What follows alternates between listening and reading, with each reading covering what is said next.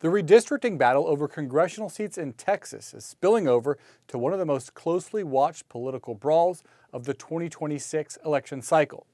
The Republican primary for the state's U.S. Senate seat pits sitting four-term Senator John Cornyn against Texas Attorney General Ken Paxton, and now handling of the redistricting battle is opening up a new front in the inter-party fight.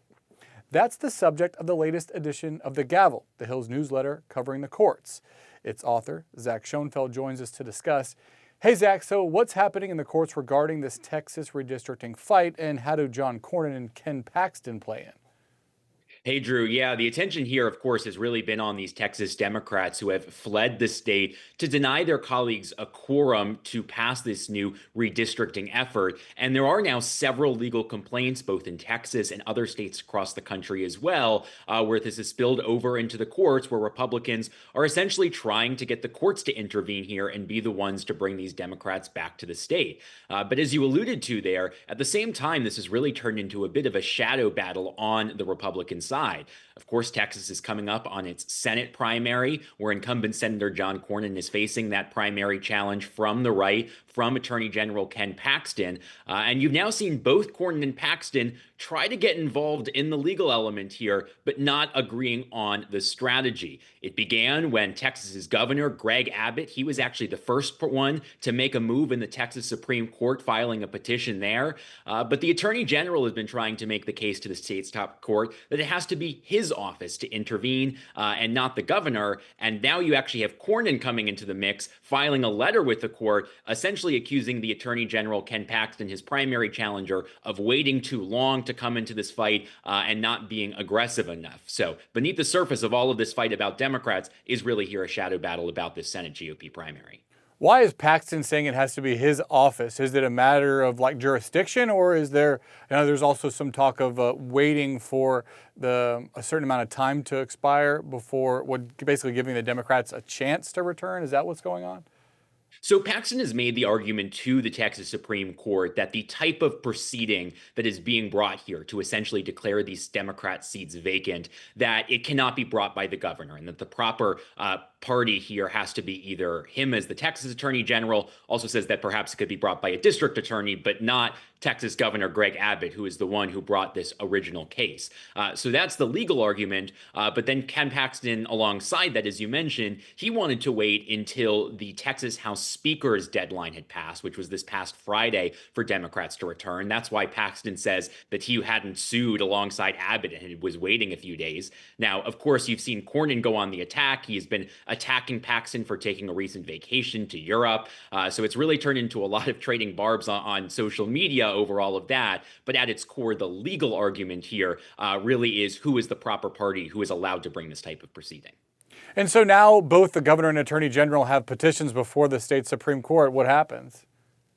So one of the things that this Texas Supreme Court is now going to have to decide is who is the proper party here.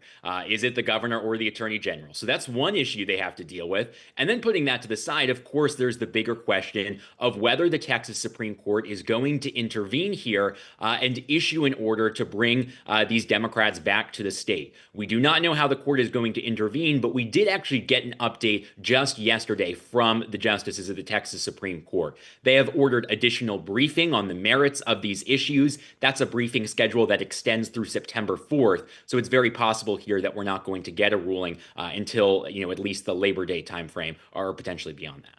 Yeah, I was asking about the timeline for action there. Is it realistic that the court could solve the problem facing Texas Republicans, namely that the Democrats had fled the state to prevent them from reaching a quorum to pass that new congressional map? It's possible that the courts will intervene here. They, before September 4th could always issue some sort of interim order, but at least when we got this briefing schedule, there was no sort of, order in the meantime taking any action. So it does seem at this point that the court is just going to hear this briefing over the next few weeks. And so then it becomes very possible that this, situation somehow resolves itself without the Texas Supreme Court stepping in. If you look to history as an example, this isn't the first time where we've seen Texas lawmakers try try to do this quorum denying exercise. And there are some of examples of when this has happened in the past where you've seen Democrats actually end up returning to the states and then the quorum is resolved. So with the courts potentially not intervening here for a few more weeks, that has a potential to happen first. And this isn't something that's just happening inside the state of Texas. There's also some out-of-state court battles. What's happening there? That's right. It's not just these two cases at the Texas Supreme Court. Additionally, Attorney General Ken Paxton has filed 2 complaints in the blue states where these Texas Democrats have fled to. He has filed these legal complaints in Illinois and California, where Democrats have fled. And both of these, they're pretty similar complaints, but they work a bit differently, legally speaking, from the ones in Texas. These out-of-state proceedings essentially ask these state judges in Illinois and California to hold these lawmakers in contempt. The argument here is that, under the Constitution's full faith and credit clause, that these other state judges need to step in here and assist Texas in what they say are these lawmakers who've abandoned their office. But of course, there are now these questions in these out-of-state proceedings of whether these state judges are even going to have the authority to intervene in the first place. All right, the legal battle continues. Just another reason why people should go over to thehill.com, click on newsletters, and have the gavel sent right to their inbox. Zach Schoenfeld, thanks so much for your time. Thanks, Drew.